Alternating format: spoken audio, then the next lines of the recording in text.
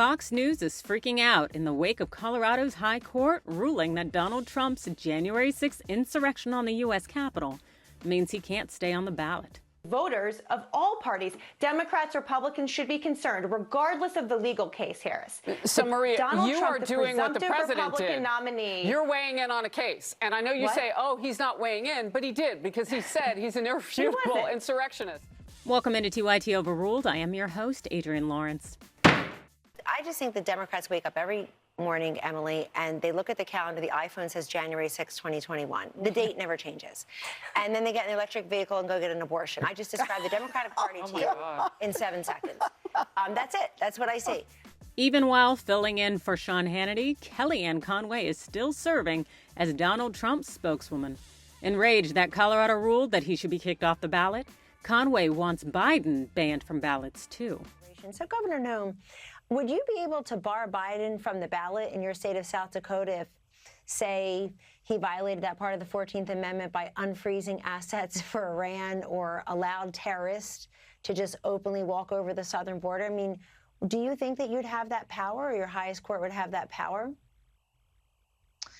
You know, I don't believe so. That's what is so interesting. It's, you know, the process that the court has is a balance to our federal government. It is a balance to our executive branch, a balance to our legislative branch. You know, so us exerting the kind of influence on the court and their decisions to take that kind of action is really unprecedented. So I trust our South Dakota state laws, our Constitution. It gives great guidance to us, and our court system understands that their job is to follow statute and give decisions based on the scales of justice.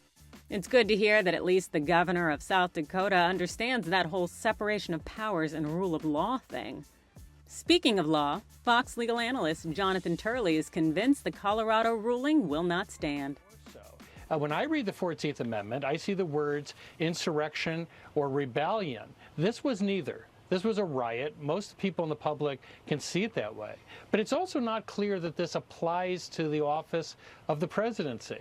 They go through and they enumerate offices that notably does not include the presidency. So there's a number of elements here that could result in this being overturned, as I expect it will be. It's interesting that Turley believes January 6th was nothing more than a little riot. And speaking of riots, Fox host Laura Ingraham appears to be advocating for maybe something more than that if Trump is kept off ballots.